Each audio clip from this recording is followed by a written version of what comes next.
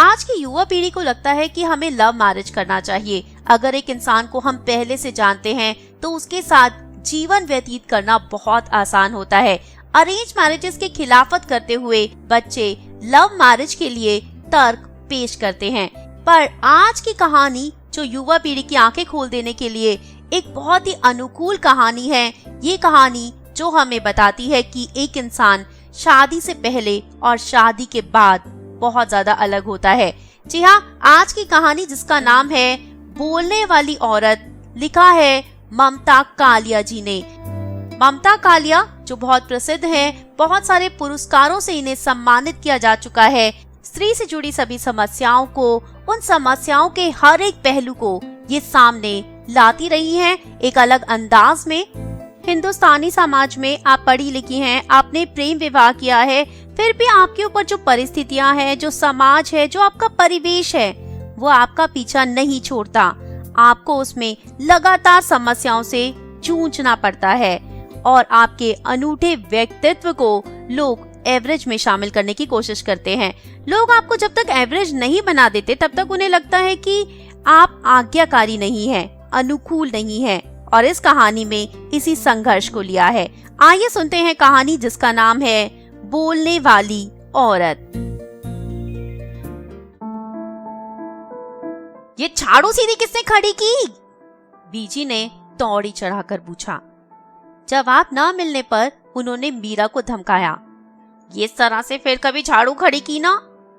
वो कहना तो चाहती थी कि काम से निकाल दूंगी, पर उन्हें पता था नौकरानियां आराम से नहीं मिलती, और वैसे भी मीरा तो हमेशा छोड़ू छोड़ू मुद्रा में ही रहती है। मैंने नहीं खड़ी की, मीरा ने ऐंठ कर जवाब दिया। मैंने रखी थी बीजी, शिखा ने आंगन से आते हुए कहा। क्यों रखी थी? तुझे इतना नहीं मालूम कि झाड़ू खड़ी रखने से घर में दलिद्र आता है, कर्ज बढ़ता है, रोग जड़ पकड़ लेता है? ये तो मैंने कभी नहीं सुना।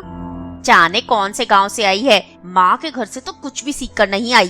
काके का काम वैसे ही ढीला चल रहा है, झाड़ू और खड़ी कर ले तू, यही सीख है तेरी। मेरा तो ख्याल है कि गुसल खाने के बीचों बीच भीगती हुई पसरी हुई झाड़ू छोड़ देने से घर में दलिद्र आ सकता है। तीलियां गल जाती हैं और गंदी भी तो कितनी लगती है। आज तो मैंने तुझे माफ कर दिया, फिर कभी झाड़ू खड़ी मत करियो, समझी?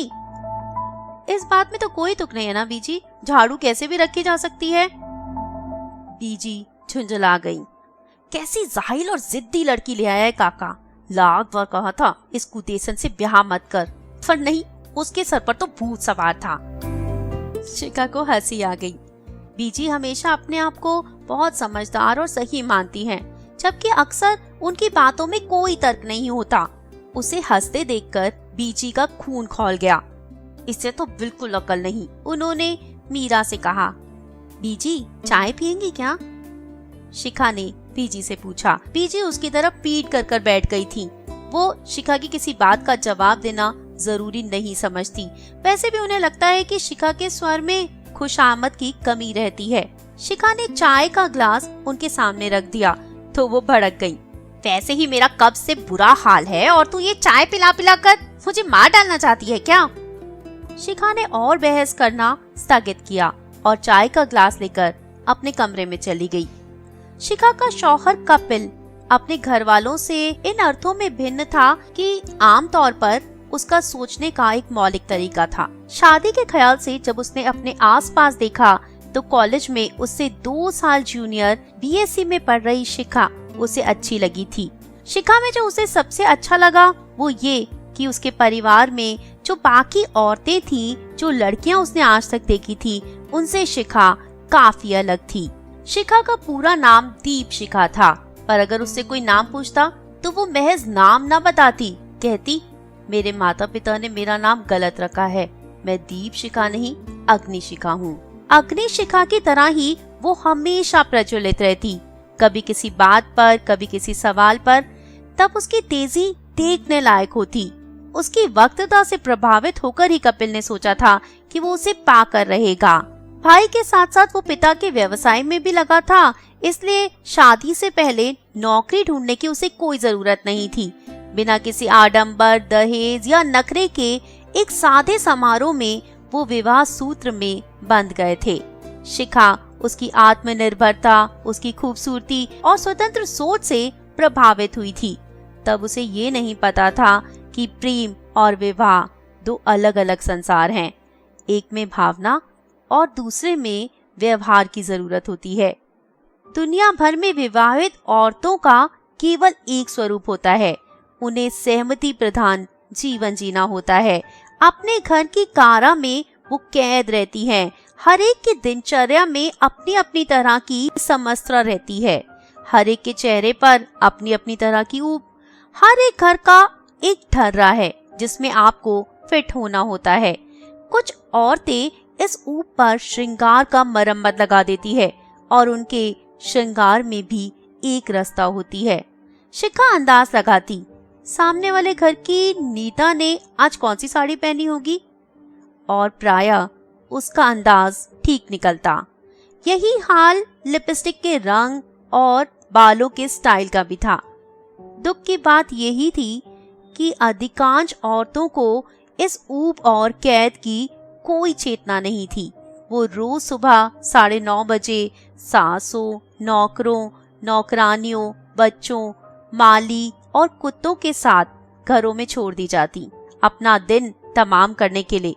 वही लंच पर पति का इंतजार, टीवी पर बेमतलब के कार्यक्रमों का देखना और घर भर के नाश्ते, खाने, नखरों की नोक पलक संभालना, चिकनी महिला पत्रिकाओं के पन्ने पलटना, दोपहर को सोना, सजे हुए घर को कुछ और संवारना, सास की जी हुजूरी करना और अंत में रात को एक जड़ नींद सो जाना। कपिल के घर आते ही बीजी ने उसके सामने शिकायत दर्ज की। तेरी बीवी अपने आप को बहुत चतुर समझती है, अपने आगे किसी की चलने ही नहीं देती, खड़ी खड़ी जवाब टिका देती है। कपिल को गुस्सा आया। शिखा को एक अच्छी पत्नी की तरह चुप रहना चाहिए, खास तौर पे माँ के आगे। इसने घर को कॉलेज का डिबेटिंग मंच समझ रखा है और माँ को प्रतिपक्ष का वक्ता।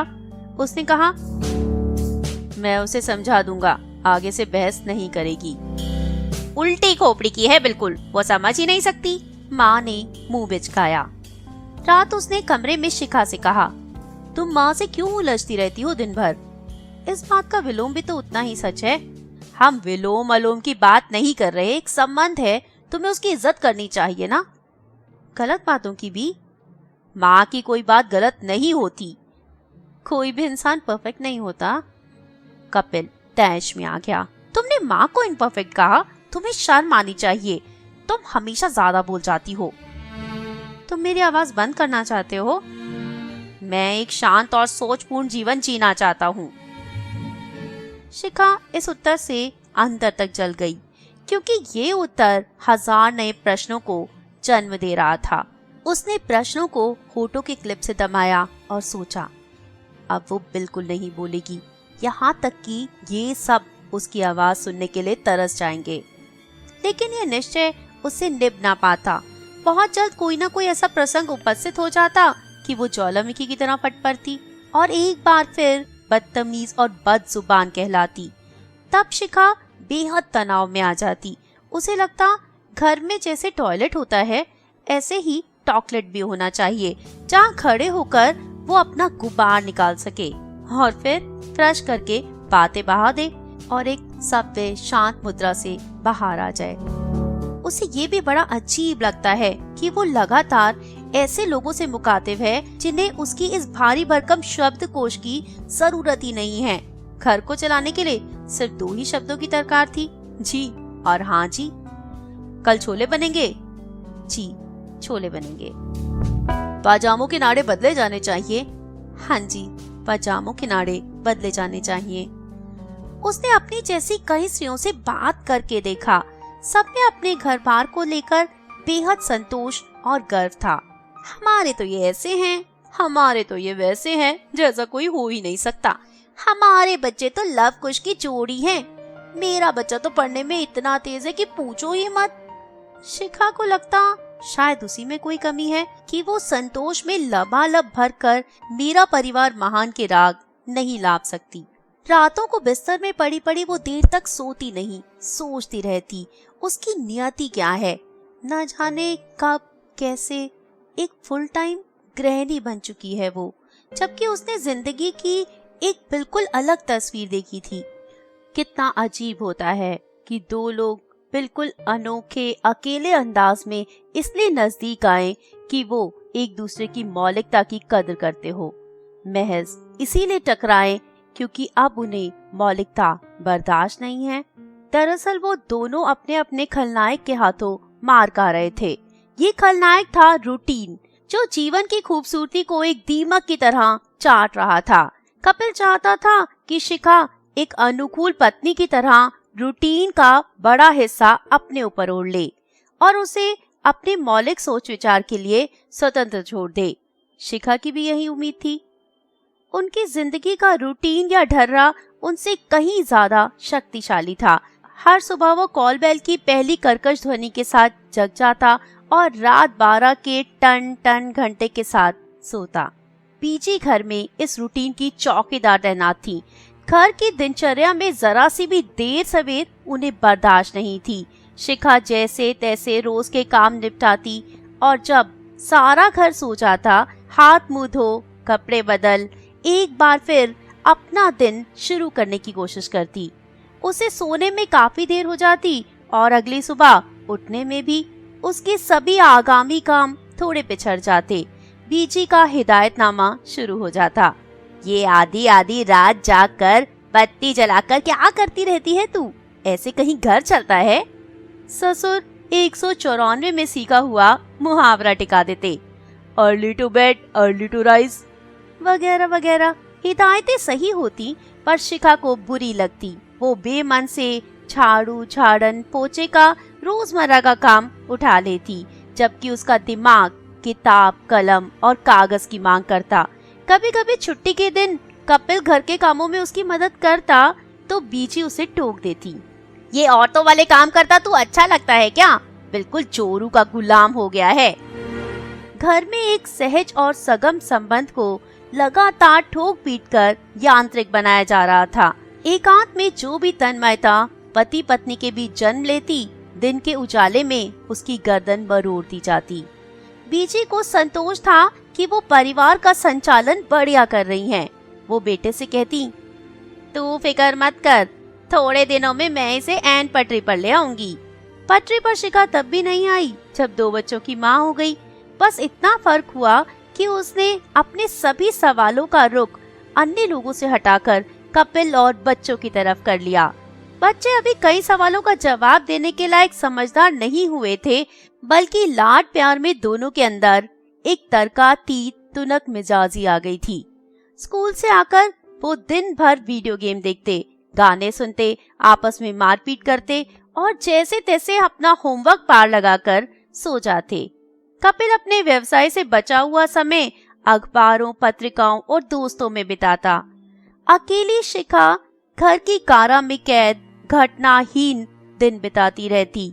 वो जीवन के पिछले 10 सालों और अगले 20 सालों पर नजर डालती और घबरा जाती। क्या उसे वापस अग्नि शिखा की बजाय दीप शिखा बनकर ही रहना होगा? मत दिन और मधुर मधुर जलना होगा? वो क्या करे अगर उसके अंदर तेल की जगह लावा भरा हुआ है? उसे रोज लगता कि उन्हें अपना जीवन नए सिरे से शुरू करना चाहिए। इसी उद्देश्य से उसने कपिल से कहा, क्यों नहीं हम 2-4 दिन कहीं घूमने चलें? कहाँ? कहीं भी, जैसे जयपुर या आगरा। वहाँ हमें कौन जानता है, फिजूल में एक नई जगह जाकर फंसना। वहाँ देखने को बहुत कुछ है, हम घूमेंगे, कुछ नई और नायाब चीजें खरीदेंगे, देखना एकदम फ्रेश हो जाएंगे। ऐसी सब चीजें यहाँ भी मिलती हैं। सारी दुनिया का दर्शन अगर टीवी पर हो जाता है तो वहाँ जाने में क्या तुक है? तुक के सहारे दिन कब तक बिताएंगे? बच्चों ने इस बात का मजाक बना लिया। कल को तुम कहोगी अंडमान चलो, घूमेंगे। इसका मतलब अब हम कहीं नहीं जाएंगे, यहीं पड़े पड़े एक दिन दरख्त बन जाएंगे। तुम अपने दिमाग का इलाज कराओ, मुझे लगता है तुम्हारे हार्मोन बदल रहे हैं। मुझे लगता है तुम्हारे भी हार्मोन बदल रहे हैं। तुम्हारे अंदर बराबरी का बोलना एक रोग बनता जा रहा है। इन ऊल जलूल बातों में क्या रखा है? शिखा याद करती वो प्यार के दिन जब उसकी कोई बात बेतुकी नहीं थी। एक इंसान को प्रेमी की तरह जानना और पति की तरह पाना कितना अलग था। जिसे उसने निराला समझा वही कितना औसत निकला। वो नहीं चाहता जीवन के ढर्रे में कोई नयापन या प्रयोग, उसे एक परंपरा चाहिए जी हुजूरी की। उसे गांधारी चाहिए जो जानबूझकर न सिर्फ अंधी हो बल्कि गूंगी और बहरी भी। बच्चों ने बात दादी तक पहुंचा दी। भीजी एकदम भड़क गई। अपना काम धंधा छोड़कर काका अब जयपुर जाएगा? क्यों? बीवी को सैर कराने? एक हम थे, कभी घर से बाहर पैर नहीं रखा। और अब जो आप तीरथ के बहाने घूमने जाती हैं वो? शिखा से नहीं रहा गया। तीरथ को तो घूमना कहती है। इतनी खराब जुबान पाई है ना तूने। कैसे गुजारा होगा तेरी गृहस्थी का? काश गोदरेज कंपनी का कोई ताला होता मुंह पर लगाने वाला, तो ये लोग उसे मेरे मुंह पर जड़कर चाबी सेफ में डाल देते। शिखा ने सोचा, सच ऐसे कब तक चलेगा जीवन? बच्चे शहजादों की तरह बर्ताव करते। नाश्ता करने के बाद झूठी प्लेटें कमरे में ही पड़ी रहती। शिखा चिल्लाती, यहाँ कोई रूम सर्विस नहीं चल रही है, जाओ अपने झूठे बर्तन रसोई में रख के आओ। नहीं रखेंगे। क्या कर लोगी? बड़ा बेटा हिमाकत से कहता। ना चाहते हुए भी शिखा मार बैठती उसको। एक दिन बेटे ने पलट कर उसे मार दिया। हल्के हाथ से नहीं, भरपूर घूसा मुंह पर। होठ के अंदर एक तरफ का मांस बिल्कुल चिथड़ा हो गया। शिखा सन्न रह गई। न केवल उसके शब्द बंद हो गए, जबड़ा भी जाम हो गया। बर्तन बेटे ने फिर भी नहीं उठाए। वो दोपहर तक कमरे में ही पड़े रहे। घर भर में किसी ने भी बेटे को गलत नहीं कहा। बीजी एक दर्शक की तरह वारदात देखती रही। उन्होंने कहा, हमेशा गलत बात बोलती हो, इसी से दूसरे का खून खौल जाता है। शुरू से जैसे तूने ट्रेनिंग दी वैसा वो बना है, तो बचपन में सिखाने वाली बातें होती हैं। फिर तू बर्तन उठा देती तो क्या घिस जाती? उन्हीं के शब्द शिखा के मुंह से निकल गए। अगर ये रख देता तो इसका क्या घिस जाता? बदतमीज कहीं की, बड़ों से बात करने की अकल तो है ही नहीं, बीजी ने कहा। ससुर ने फिर 194 का एक मुहावरा टिका दिया। As you sow, so shall you reap। Kapil ने कहा, पहले सिर्फ मुझे सताती थी, अब बच्चों का भी शिकार कर रही हो। शिकार तो मैं हूँ, तुम सब शिकारी हो। शिखा कहना तो चाहती थी, पर जबड़ा जाम हो गया था, होठ सूज चुका था। शिखा ने पाया परिवार में परिवार के शर्तों पर रहते रहते न सिर्फ वो अपनी शक्ल खो बैठी है, बल्कि अपनी अभिव्यक्ति भी। उसे लगा वो ठूस ले अपने मुंह में कपड़ा या सी डाले उसे लोहे की तार से, उसके शरीर से कहीं कोई आवाज ना निकले, बस उसके हाथ पैर परिवार के काम आते रहे। ना निकले इस वक्त मुंह से बोल, पर शब्द उसके अंदर खलबलाते रहे। घर के लोग उसके समस्त रंध्र बंद कर दें, फिर भी ये शब्द उसके अंदर बंद रहेंगे, खौलते और खदकते। जब मृत्यु के बाद उसकी चीर पार होगी तो ये शब्द निकल भागेंगे शरीर से और जीती जागती इबारत बन जाएंगे। उसके फेफड़ों से, गले की नलियों से, अंतड़ियों से चिपके हुए ये शब्द बाहर आकर तीखे, नोकीले, कटीले, जहरीले असहमति के अगलेख बनकर छा जाएंगे घर भर पर। अगर वो इन्हें लिख दे तो एक बहुत तेज एसिड का आविष्कार हो जाएगा। फिलहाल उसका मुंह सूजा हुआ है, पर मुंह बंद रखना चुप रहने की शर्त नहीं है। ये शब्द उसकी लड़ाई लड़ते रहेंगे।